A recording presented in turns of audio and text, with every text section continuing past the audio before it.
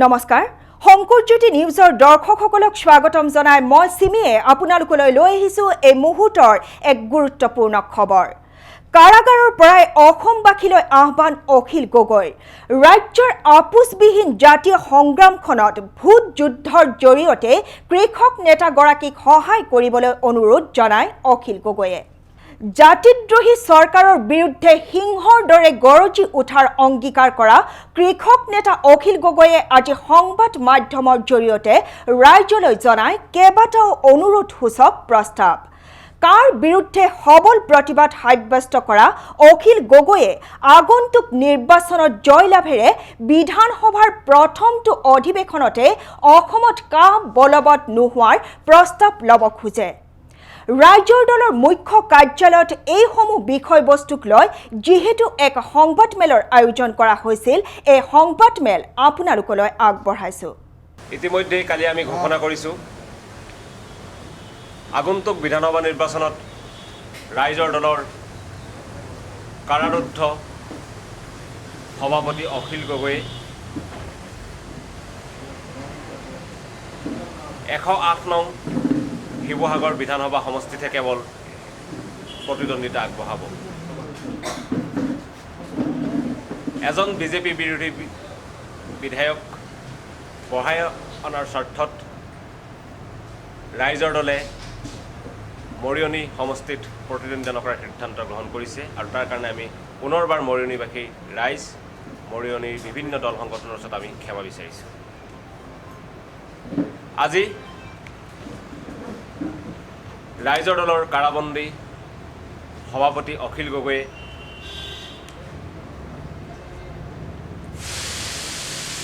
আগন্তুক বিধানসভা নিৰ্বাচনত শিৱসাগৰ সমষ্টিবাসী ৰাইজ লগতে সমগ্ৰ অসমবাসী ৰাইজক তেখেতক শিৱসাগৰ বিধানসভা সমষ্টিত জয়ী কৰি আনিবলৈ এক আহ্বান জনাইছে এই আহ্বান কাৰাবন্দী সভাপতি অখিল গগৈৰ হৈ মই পাঠ কৰি দিবলৈ আগবাঢ়িছোঁ 2021 চনৰ বিধানসভা নিৰ্বাচনত ঐতিহাসিক 108 নং শিৱসাগৰ বিধানসভা সমষ্টিত অখিল গগৈক ভোটদান কৰিবলৈ শিৱসাগৰবাসীক অনুৰোধ জনোৱাৰ লগতে সমগ্ৰ অসমৰ দেশপ্ৰেমিক নাগৰিকসকলক তেখেতৰ নতুন যাত্ৰাত সহযোগ কৰিবলৈ আৰু হাতে কামেৰে তেখেতক 2021 চনৰ বিধানসভা নিৰ্বাচন জয়ী কৰাবলৈ শিৱসাগৰলৈ আহিবলৈ আমি ৰাইজৰ দলৰ পৰা আহ্বান জনাইছোঁ অখিল গগৈ ৰাইজলৈ বিনম্ৰ আহ্বান শ্ৰদ্ধেয় অসমবাসী ৰাইজ এক মই অসম বিধানসভাত অসমবাসী ৰাইজৰ মুখপাত্ৰ হ'ব খোজো চৰকাৰে কৰা প্ৰতিটো জনগণ বিৰোধী কামক প্ৰতিৰোধ কৰিব খোজো আৰু সঠিক সমালোচনাৰে চৰকাৰক জনগণৰ পক্ষত থাকিবলৈ বাধ্য কৰিব খোজো আপোনালোকে মোক সহযোগ কৰক 2 অসম চৰকাৰখনে যাতে দিল্লীৰ ওচৰত আত্মসমৰ্পণ নকৰে ৰাইজৰ প্ৰতিনিধিসকল যাতে দিল্লীৰ এজেণ্ট নহয় ৰাইজৰ প্ৰতিনিধিৰূপে দিল্লীত জাতিটোৰ সমস্যা আৰু স্বাৰ্থক যাতে দৃঢ়তাৰে তুলি ধৰে তাৰ বাবে মই যুক্তি আৰু তথ্যৰে সকলো জনপ্ৰতিনিধিক পতিয়ন দিয়াব খোজো আৰু অথবা সতৰ্ক কৰি দিব খোজো বিধানসভাত লোৱা যিকোনো জনগণ বিৰোধী সিদ্ধান্তৰ বিৰুদ্ধে আৰু অসমবাসীৰ মৌলিক সমস্যাৰ স্থায়ী সমাধানৰ বাবে সিংহৰ দৰে গৰজি উঠিব খোজো 4 অসমৰ মৌলিক সমস্যাসমূহ সমাধানত বিজ্ঞানসন্মত পথ ল'বলৈ দিছপুৰ আৰু দিল্লীক বাধ্য কৰিব খোজো 5 সংসদীয় ৰাজনীতিৰ প্ৰতি ক্ৰমান্বয়ে গঢ়ি উঠা অনাস্থা আৰু বিশ্বাসহীনতাৰ বিপৰীতে বিশ্বাস আৰু আস্থা আৰু জাতিৰ ভৱিষ্যত নিৰ্মাণৰ স্থলীত পৰিণত কৰিব খোজো মই দৃঢ়তাৰে কওঁ যে ৰাজপথৰ সংগ্ৰামৰ পৰা পলায়ন নহয় জনগণৰ সংগ্ৰামক বিধানসভাত সংসদত দৃঢ়তাৰে উত্থাপনৰ বাবে এয়া এক উত্তৰণ 2021 চনৰ বিধানসভা নিৰ্বাচনত মই ঐতিহ্যপূৰ্ণ 108 নং শিৱসাগৰ বিধানসভা সমষ্টিটোৰ প্ৰাৰ্থীৰূপে সকলো শিৱসাগৰ সমষ্টিৰ ৰাইজৰ মৰম আৰু আদৰ বুটলিব খোজো মোক এই সমষ্টিটোত ভোট দি অসমৰ আপোচবিহীন জাতীয় সংগ্ৰামখনক আগুৱাই নিয়ক 7 অসমক ভাল পোৱা আৰু ৰাজনৈতিক কৰ্তব্য পথলৈ ঠেলি দিয়াৰ বিৰোধিতা কৰা আৰু মূল্যবোধৰ ৰাজনীতিক বিশ্বাস কৰা সকলো অসমবাসী সচেতন নাগৰিকে মোক শিৱসাগৰ সমষ্টিত ভোট যুদ্ধত জয়ী হোৱাত সহায় কৰক 8 মই অসমৰ সকলো সদাশয় নাগৰিকসকল আৰু সচেতন যুৱক যুৱতীসকলক অনুৰোধ জনাওঁ শিৱসাগৰ নিৰ্বাচনৰ বাবে আপোনালোকে মোৰ হৈ প্ৰচাৰ আৰু ভোট সংগ্ৰহ কৰিবলৈ শিৱসাগৰলৈ আহক। অন্ততঃ এসপ্তাহ 10 দিন থাকি শিৱসাগৰত ৰাইজৰ দলৰ প্ৰচাৰ অভিযানত যোগদান কৰক। বিধিগতভাৱে এজন প্ৰাৰ্থীৰ নিৰ্বাচনৰ খৰচ নিৰ্ধাৰণ কৰা হৈছে 30 লাখ। মই যিহেতু কাৰাৰুদ্ধ হৈ আছোঁ আৰু মোৰ কোনো জমা টকা নাই, সেয়েহে অসমবাসী সকলো নাগৰিককে মোক আৰ্থিকভাৱে সহায় আগবঢ়াবলৈ অনুৰোধ জনাইছোঁ। যিসকলে ভোটযুদ্ধৰ বাবে মোক দান বৰঙণি দিব খোজে তেখেতসকলে তলৰ বেংক একাউণ্টত সেই ধন জমা দিব পাৰিব। বেংকৰ নাম ভাৰতীয় ষ্টেট বেংক দিছপুৰ শাখা, account number 400617091121, IFSC code SBIN 0003030। মই আকৌ এবাৰ কৈ দিছোঁ, অখিল গগৈক ভোটযুদ্ধৰ বাবে যিসকলে দান বৰঙণি দিব বিচাৰে তেখেতসকলে ভাৰতীয় ষ্টেট বেংকৰ দিছপুৰ শাখাৰ 400617091121 একাউণ্ট নম্বৰত অখিল গগৈক ভোটযুদ্ধৰ বাবে দান বৰঙণি দিব পাৰিব। আৰু এই একাউণ্ট নম্বৰৰ IFSC কোড হৈছে SBIN 0003030। এইটো নিৰ্বাচন আয়োগৰ নিৰ্দেশনত খোলা সম্পূৰ্ণ এক নতুন একাউণ্ট আৰু ইয়াৰ তন্ন হিচাপ নিৰ্বাচন আয়োগক দিব লাগিব। একাউণ্ট নম্বৰটো মই আকৌ এবাৰ কৈ দিছোঁ, 400617091121, IFSC কোড SBIN 0003030। 10 নম্বৰ, শিৱসাগৰবাসীক মই প্ৰতিশ্ৰুতি দিওঁ, ৰজাদিনীয়া শিৱসাগৰৰ ঐতিহ্য আৰু অৰুণোদয়ৰ পৰা আৰম্ভ হোৱা শিৱসাগৰৰ আধুনিক বৌদ্ধিক ঐতিহ্যৰ সমন্বয়েৰে শিৱসাগৰ সমষ্টিক এনেকুৱা জাকত জিলিকাকৈ সজাম যে প্ৰকৃত অৰ্থতে শিৱসাগৰ ভাৰতবৰ্ষৰ আইকনিক ছাটত পৰিণত হ'ব। শিৱসাগৰক অসমৰ অন্যতম শিক্ষিত সমষ্টিৰূপে গঢ়ি তুলিম। প্ৰতিটো পৰিয়ালৰ এজনকৈ সদস্যক স্থায়ী সংস্থাপনৰ আঁচনি ল'বলৈ, প্ৰতিটো পৰিয়ালক বিশুদ্ধ খোৱা পানী যোগান দিবলৈ, প্ৰতিডৰা পথাৰত জলসিঞ্চনৰ ব্যৱস্থা কৰি বছৰৰ সকলো সময়তে খেতি কৰা আদৰ্শ সমষ্টিৰূপে গঢ়ি তুলিবলৈ, প্ৰতিটো পৰিয়ালক মাটিৰ পট্টা দিবলৈ, বানখহনীয়া সমস্যাৰ সমাধান কৰিবলৈ, শিৱসাগৰ নগৰক শ্ৰেষ্ঠতম চাফ চিকুণ নগৰ ৰূপে গঢ়ি তুলিবলৈ আৰু শংকৰ আজানৰ ঐতিহ্যৰে শিৱসাগৰক সমন্বয়ৰ সংস্কৃতিৰ থলীৰূপে গঢ়ি তুলিবলৈ মোৰ তন মন আৰু চৰকাৰী বেচৰকাৰী ধন ঢালি দিম। 11, মুঠতে মোক বিধায়ক ৰূপে জয় কৰক, মই মোৰ সৰ্বোচ্চ ঢালি দিম শিৱসাগৰৰ লগতে দেশ মাতৃৰ সেৱাৰ বাবে। কথা দিলোঁ, বিধায়ক পুঁজিৰ প্ৰতিটো নয়া পইচাৰ সৎব্যৱহাৰ হ'ব। কথা দিলোঁ, শিৱসাগৰৰ প্ৰতিটো চৰকাৰী কাৰ্যালয় জনগণ অনুকূল কৰা হ'ব। দুৰ্নীতিমুক্ত আৰু স্বচ্ছ কৰিবলৈ সৰ্বোচ্চ প্ৰকাৰৰ চেষ্টা কৰিম। কথা দিলোঁ, সমষ্টিবাসীৰ সুখে দুখে সদায় একেলগে থাকিম, ৰাইজে বেয়া পোৱা কোনো জাতিদ্ৰোহী কাম নকৰোঁ। 14, সাম্প্ৰদায়িক ফেচিবাদী শক্তি বিজেপি আৰু RSSক প্ৰতিৰোধ কৰিবলৈ সৰ্বোচ্চ প্ৰকাৰে চেষ্টা কৰিম আৰু কোনো পৰিস্থিতিতে বিজেপিৰ লগত আপোচ নকৰোঁ। প্ৰতিশ্ৰুতি দিলোঁ, এনে কোনো জাতীয় স্বাৰ্থ বিৰোধী স্থিতি নলওঁ যাৰ বাবে সমষ্টিবাসী আৰু অসমবাসী মোৰ বাবে লজ্জিত হ'ব লগা হয়।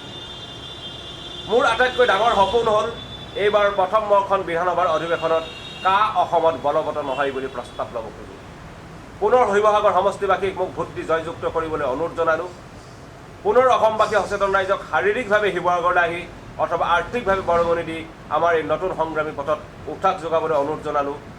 5 বছৰৰ শাসনত বিজেপি চৰকাৰে মোক প্ৰায় 2 বছৰ জেলত ৰাখিলে। আপোনালোকে মোক ভোট দিলে মোৰ কাৰামুক্ত হোৱাৰ পথো মুকলি হ'ব। আশা কৰোঁ আপোনালোকে মোক সহযোগিতা কৰিব। জয় আই অসম। ধন্যবাদেৰ অখিল গগৈ, ৰাইজৰ দলৰ প্ৰাৰ্থী 108 নং শিৱসাগৰ বিধানসভা সমষ্টি। ৰাইজৰ দলৰ কাৰাৰুদ্ধ সভাপতি অখিল গগৈয়ে আজি এইদৰে মুকলিভাৱে শিৱসাগৰবাসী, শিৱসাগৰৰ সমষ্টিবাসী ৰাইজক আৰু অসমৰ সমূহ দেশৰ প্ৰেমিক ৰাইজক 21ৰ বিধানসভা নিৰ্বাচনত শিৱসাগৰ সমষ্টিত তেখেতক জয়ী কৰাবলৈ আহ্বান জনাইছে। আৰু মই চমুকৈ অখিল গগৈ আহ্বানৰ টুকাটো আকৌ এবাৰ কৈ দিব বিচাৰিছোঁ যে অসমবাসী ৰাইজলৈ আৰু শিৱসাগৰ সমষ্টিবাসী ৰাইজলৈ শিৱসাগৰ সমষ্টিৰ ৰাইজৰ দলৰ প্ৰাৰ্থী অখিল গগৈ আহ্বান জনাই কৈছে যে মই বিধানসভাত অসমবাসী ৰাইজৰ মুখপাত্ৰ হ'ব খোজোঁ। মই বিধানসভাত চৰকাৰৰ জাতিদ্ৰোহী প্ৰতিটো কামৰ বিৰুদ্ধে সিংহৰ দৰে গৰজি উঠিব খোজোঁ। ৰজাদিনীয়া ঐতিহ্য আৰু আধুনিক বৌদ্ধিক ঐতিহ্যৰ সমন্বয়েৰে জাকত জিলিকা কৰি গঢ়ি তুলি শিৱসাগৰক প্ৰকৃত অৰ্থত ভাৰতবৰ্ষৰ আইকনিক ছাইটত পৰিণত কৰিব খোজোঁ। সংসদীয় ৰাজনীতিক বিশ্বাস আৰু আস্থা আৰু জাতিৰ ভৱিষ্যত নিৰ্মাণৰ থলীত পৰিণত কৰিব খুজিছোঁ। ভোট যুদ্ধত মোক সহায় কৰি অসমৰ আপোচবিহীন জাতীয় সংগ্ৰামখনক সহায় কৰক। কা অসমত বলবৎ নহ'ব বুলি প্ৰথমখন বিধানসভাৰ অধিৱেশনত প্ৰস্তাৱ ল'ব খোজোঁ। আজি এইদৰে আমাৰ দলৰ সভাপতি আজি প্ৰায় 15 মাহ ধৰি জাতিধ্বংসী কাৰ বিৰুদ্ধে আন্দোলন কৰাৰ অপৰাধত কাৰাবন্দী হৈ থকা অখিল গগৈয়ে শিৱসাগৰ সমষ্টিবাসী ৰাইজ আৰু অসমবাসী ৰাইজলৈ আহ্বান জনাইছে। আৰু আমাৰ দৃঢ় বিশ্বাস প্ৰতিজন অসমপ্ৰেমী ৰাইজে প্ৰতিগৰাকী শিৱসাগৰ সমষ্টিবাসী ৰাইজে আমাৰ দলৰ কাৰাবন্দী সভাপতি কাৰাৰুদ্ধ সভাপতি অখিল গগৈৰ এই আহ্বানক সহৃদয়তাৰে আৰু আন্তৰিকতাৰে গ্ৰহণ কৰিব বুলি আমাৰ বিশ্বাস। ধন্যবাদ। আমাৰ সংবাদমেলৰ মূল বক্তব্য এয়াই আছিল। আমি কাকো ৱাক অভাৰ দিবলৈ মৰিয়নি সমষ্টিত বিধানসভা সমষ্টিত প্ৰতিদ্বন্দ্বিতা আগবঢ়োৱা নাই। যিহেতু দলৰ কাৰাৰুদ্ধ সভাপতি অখিল গগৈয়ে দুটাকৈ সমষ্টিত মনোনয়ন দিছিল আৰু ৰাইজৰ প্ৰবল দাবী আহিছিল যে এটা সমষ্টিত প্ৰতিনিধিত্ব কৰিব লাগে আৰু এটা সমষ্টিত প্ৰতিনিধিত্ব কৰি অন্যটো সমষ্টিত বিজেপি বিৰোধী বিধায়ক যাতে জিকি আহে তাৰ কাৰণে তেখেতে আমি দলে পদক্ষেপ গ্ৰহণ কৰিব লাগে আৰু বিজেপি বিৰোধী শিবিৰৰ যাতে ভোট বিভাজন নঘটে তাৰ কাৰণে আমি এই সিদ্ধান্ত গ্ৰহণ কৰিছোঁ।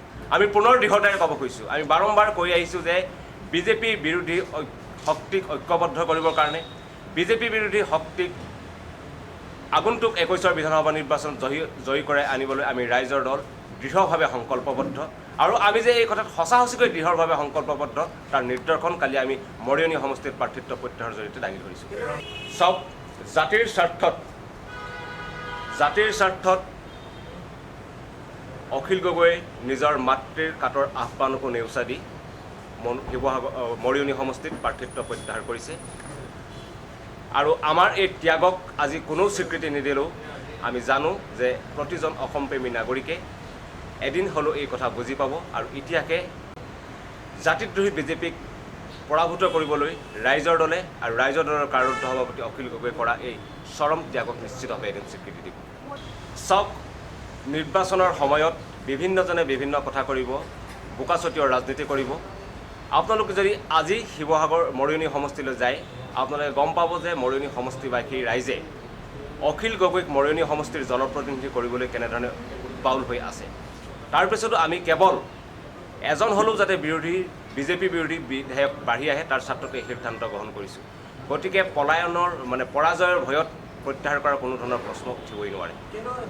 চাওক, এই মুহূৰ্তত বিভিন্নজনে বিভিন্ন কথা ক'ব আৰু আমি ভাবোঁ আমি এক পৰিপক্কৰ সিদ্ধান্ত গ্ৰহণ কৰিছোঁ।